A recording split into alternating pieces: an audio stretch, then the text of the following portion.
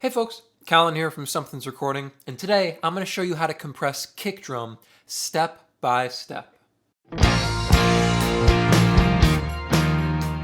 We're going to be walking through compressing kick drum today, but before we dive in, if you are looking to dial in a repeatable workflow for cranking out professional sounding drum mixes, then you need to go through my 3-step framework for mixing drums workshop. This workshop is going to walk you through the simple 3-step process that I go through on almost every single one of my mixes to help you get professional sounding drum mixes right from your home studio.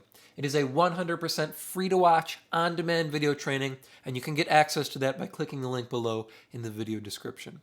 Now let's jump in here and look at compressing kick drum.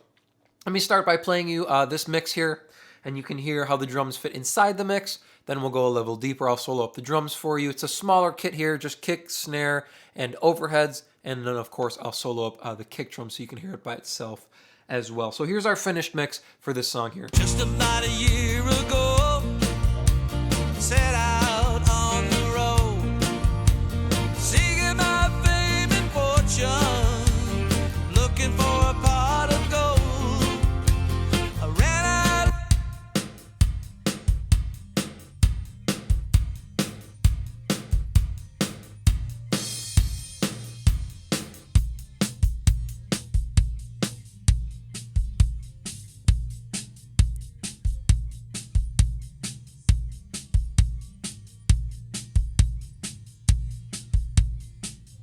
So you can hear our drum kit's very small, very tight sounding, and we've got a tight sounding kick. It's still got a ton of power in the low end, and it's got a nice click up on the top end, but it's kept nice and tight and nice and even by our compressor here. Let me A/B all the processing here so you can hear our original kick drum or the raw kick drum sound as well. So here's our finished kick drum, and then I'll take off all the processing. You can hear where we started.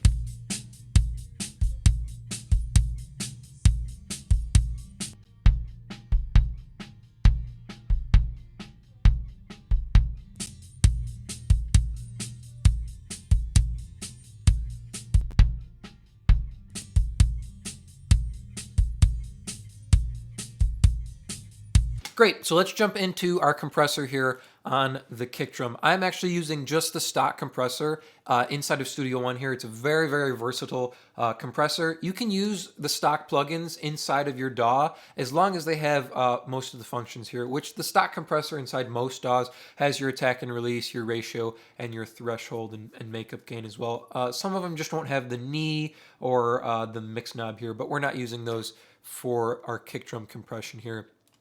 Anyway, the first thing you want to consider when compressing kick drum is where in the chain are you compressing. Now for me, I'm compressing right after my first EQ, and I'm doing it before I go into boost. So once I get my high pass in place and any kind of cuts here in the low mid, then I come and I do my compression, and then I go back and I add my boosts here. So let me take off our plugins after the compressor here, and I'm going to take off this boost on the top end here. This is where I would be when I put my compressor in place here. Now, the first thing I'm going to go after when I put my compressor on is the attack and release settings. The ratio I don't touch when I pull in the stock compressor here. I'm leaving it at 3:1. For kick drum, for snare, for drums mostly overall, I'm going to use a 3:1 ratio. I don't want to get too aggressive on drums and use a 4:1 ratio because I want to preserve all of the transients and all of the attack information I'm getting from drums. Anything that's pretty attack oriented or that you have a transient that you want to preserve on it, opt for something slower or smaller, 2:1, 3:1.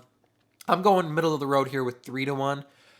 You can see our kick drum's not too crazy. It doesn't get all over the place. So I don't need a higher ratio to pull down any huge peaks, but I don't need to be too gentle with it on the other side of things. So going right in the middle of the road, 3:1 here. All 3:1 ratio means is for every 3 dB we go over the threshold here. You can see our threshold is right here, imaged by this dot here. Every 3 dB we go over the threshold, it's going to let 1 through. So it's a nice middle of the road ratio, not too aggressive, but not too gentle as well. So it's not going to be transparent or anything. Now, attack and release, there's an easy way to set this if you pull your threshold all the way down. But a good starting point for kick drum is going to be a 30 millisecond attack and a 100 millisecond release. I've got some faster notes here. You can see there's some doubles on the kick drum here.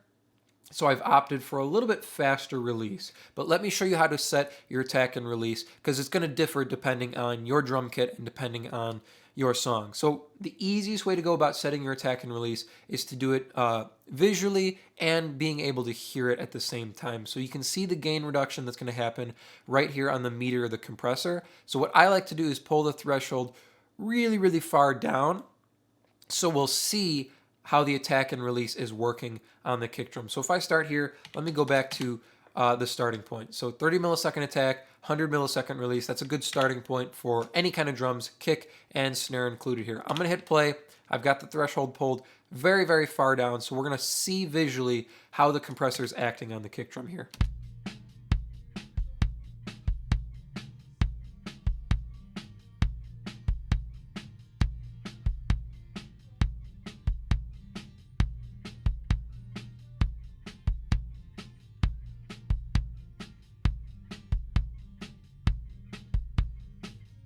Just by watching the gain reduction meter here, we can see a couple things. We can see our attack is pretty much in time with our kick drum here. It's not too fast that it's cutting off the initial transient of the kick drum, but it's not too slow that it's not acting on our kick drum at all. So the attack is, I left it just as it was at 30 milliseconds. Now the release, you could see it wasn't quite catching all of the doubles there because the release was a little bit too slow and it wasn't letting go in time to catch the doubles there. So let's dial up our release here. I'm going to keep the threshold all the way down and I'm going to dial the release up faster until we're moving perfectly in time with our kick drum. We're catching all those doubles there.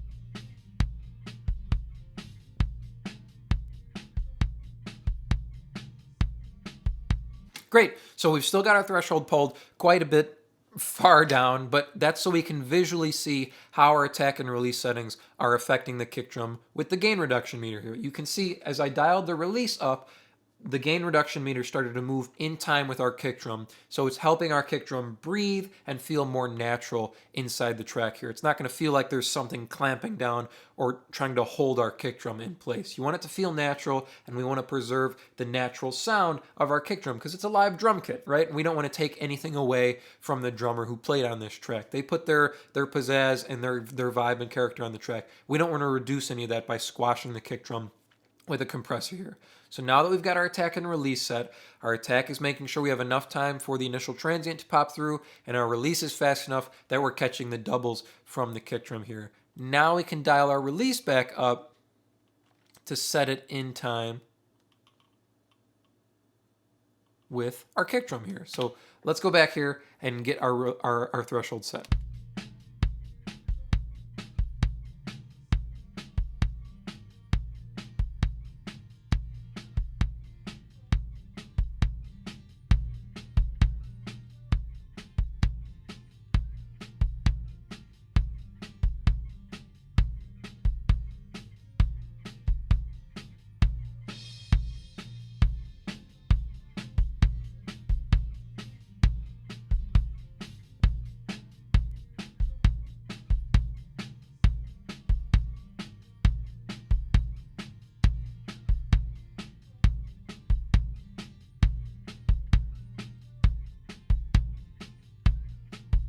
Sounding good, and it's looking good as well. Sometimes when you're early on working with compression, it can be very, very helpful to see it visually as well as hear it. It can be difficult to hear the compressor working in time with the kick drum when you're early on in your mixing career. It can help to have the visual aid of being able to see the gain reduction on your compressor.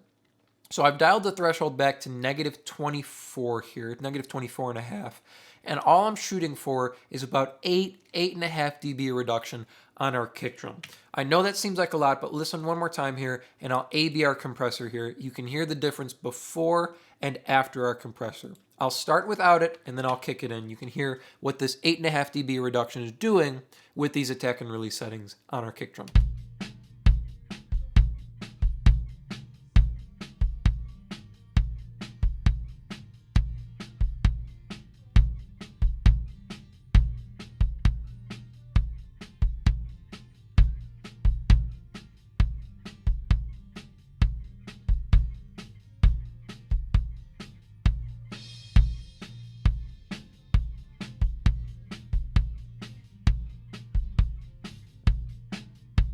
You can hear a couple things are going on here. Number one, we are drastically tightening up our kick drum. Listen one more time here as I A-B the compressor. You can hear without the compression, without these attack and release settings, without the 8.5 dB reduction here on our kick drum sounds a little bit looser. It doesn't sound like it's moving in time with the track. Suddenly we kick on the compressor, our kick drum gets tight, and it sits right in the pocket with the rest of our track when we throw it in here.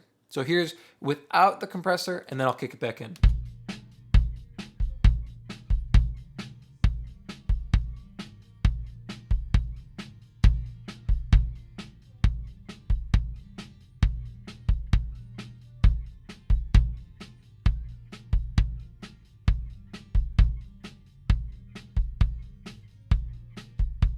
Keeps our kick drum nice and tight and nice and snappy, so those doubles sound really, really nice and really tight. The other thing it's doing with the 8.5 dB reduction here, or this much compression at these attack and release settings, is we emphasize the initial transient and that top end click, that top end knock on our kick drum. So we're emphasizing the attack by leaving enough room for that transient to pop through. That's what our 30 millisecond attack is doing, and that's what our 76 millisecond release is doing. We're leaving room and creating room for that initial attack, that initial transient to pop through. So when we do this much compression, we emphasize that area of the kick drum. So listen one more time here without the compressor and then with it. Pay attention to how we emphasize the attack and that knock on our kick drum.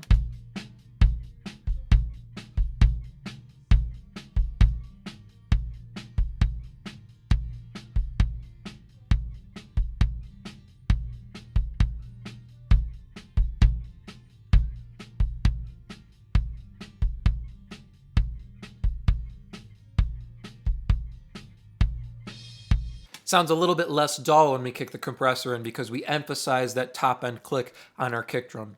So now once we've got our compressor set, that's where we go back and we can add our boosts on the top end.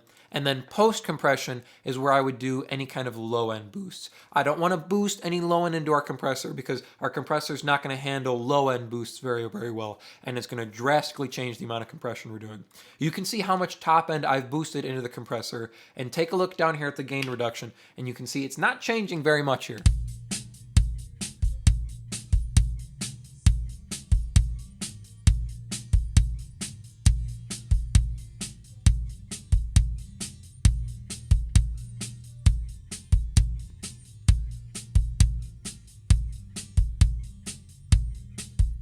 You can see we're still getting about the same amount of gain reduction in our compressor, even though we've added 24 dB at 9K. But if I were to come down here and boost low end, we would get way too much compression. So those are our theories there, okay? So we do our cutting before, then we go through and we get our compression in place, and then you can go back and boost top end in. But afterwards is where I want you to boost bottom end. That's where you're going to get that breathing effect on your kick drum, and it's going to allow it to bloom inside the track. So let's just listen one more time here, and I'll A/B our processing on our kick drum, and we'll throw it back in the track as well.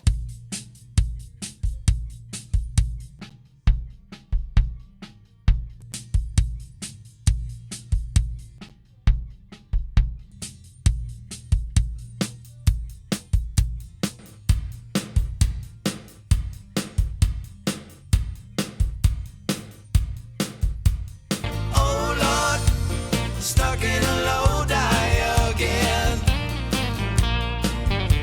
I'm just about a year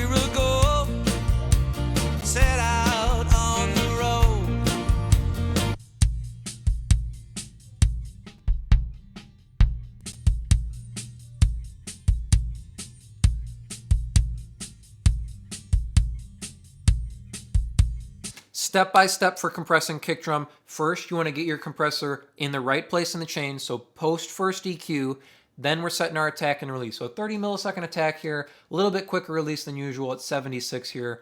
Ratio's at 3:1, so not too aggressive, but not too gentle. And then we're pulling our threshold down till we're getting that 8.5 dB reduction to tighten up our kick drum and emphasize that attack.